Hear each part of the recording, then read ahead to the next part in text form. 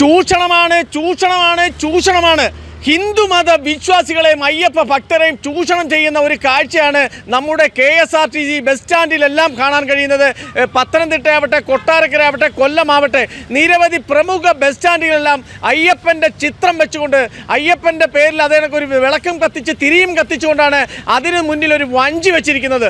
ഇവിടെ ഒരു ഡിപ്പോയിൽ തന്നെ 100, 200, 300 സ്റ്റാഫുകളുള്ള സമയത്ത് അവരിൽ നിന്ന് 1 രൂപയോ 5 രൂപയോ എടുത്താൽ തന്നെ ഈ 24 മണിക്കൂറും അവിടെ തിരികെത്തിക്കാനും വിളക്ക് കത്തിക്കാനുമുള്ള പൈസ കിട്ടും. പക്ഷേ ഇതെന്തിനു വേണ്ടി, ആർക്ക് വേണ്ടി, ആരുടെ നിർദ്ദേശപ്രകാരമാണ് ഇത്തരത്തിൽ വഞ്ചി വെച്ച് ഈ ഭക്തന്മാരെ ചൂഷണം ചെയ്യുന്നത്?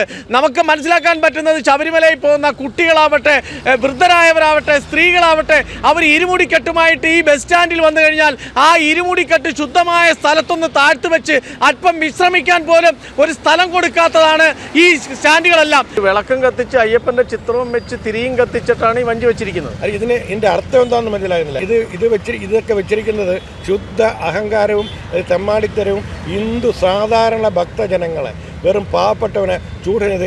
അവിടുന്ന് ഈ ചെറിയ വഞ്ചി വെച്ച് ഈ ആദായം കൊണ്ട് ഇവർ എന്ത് ചെയ്യാനാ? ഇതിനെന്ത് ചെലവിലേക്ക് എടുക്കാനാ?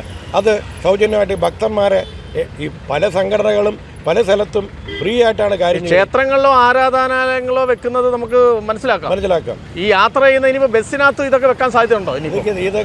ഇതൊക്കെ പണ്ട് ഒന്നാമത് ബസ്സിന് ശബരിമലയ്ക്ക് വന്നെങ്കിൽ ചാർജ് കൂടുതലാണ്. വളരെ പ്രയാസപ്പെട്ട് അവർ കഷ്ടപ്പെട്ട് പാവത്തുങ്ങൾ ഇത് എങ്ങനെയെങ്കിലും അവരുടെ മനസ്സിൻ്റെ വികാരങ്ങൾ, അവരുടെ ഭക്തജനങ്ങളെ അയ്യപ്പനെ അറിയിക്കാനും അവർക്കൊരു ആശ്വാസം കിട്ടാനാണ് പോകുന്നത്. ഇവിടെ ഈ ബസ് കയറുന്ന സ്ഥലത്ത് മുതൽ വഞ്ചിയും വെച്ച് ആ പടം വെച്ച് പാവപ്പെട്ട ഭക്തജനങ്ങളെ ചൂഷണവും കൊള്ളയടിക്കണമെന്ന് വേണം പറയാൻ. ഒന്നാമത് മറ്റു രീതിയിൽ ദേവസ്വം തന്നെ കൊള്ളയടിക്കുന്നുണ്ട്. ഇതും വേണോ? പാവപ്പെട്ടവനെ ഈ തുടക്ക സ്ഥലത്ത് തന്നെ അവൻ്റെ യാത്രയുടെ ആരംഭത്തിൽ തന്നെ അവനെ കൊള്ളയടിക്കണോ? അവനെ ചൂഷണം ചെയ്യുമോ? ഇതൊക്കെ അധികപ്പറ്റാണ്. ഇതൊക്കെ നിർത്തേണ്ട കാലം കഴിഞ്ഞിരിക്കുന്നു. എന്തിനാണ് ഇങ്ങനെയൊക്കെ വീണ്ടും പാവപ്പെട്ട ഹിന്ദുജനത്തിനെ പല രീതിയിലും ചൂഷണം ചെയ്യുന്നത്? ഇതും ഒരു ചൂഷണം മാത്രമായിട്ട് നമുക്ക് ഗണിക്കാൻ പറ്റുന്നുള്ളൂ. ഇവിടെ കൊട്ടാരക്കരയും കൊല്ലം തിരിയും അയ്യപ്പനെ ഫോട്ടോയും വെച്ചിട്ടുണ്ട്, വിളക്ക് കത്തിച്ചിട്ടുണ്ട്. പക്ഷേ അവർക്ക് തറയിലിരിക്കാൻ ശുദ്ധമായ ഒരു ടാർപ്പായോ പായോ പിരിച്ച് ഒരു അല്പം വിശ്രമിക്കാൻ പോലും സ്ഥലം കൊടുക്കാതെ വഞ്ചി വെച്ചിരിക്കുകയാണ്, ചൂഷണം ചെയ്യുകയാണ്. ശുദ്ധ പോക്കൃത്തരമെന്നാണ് ഭക്തജനങ്ങൾ പറയുന്നത്.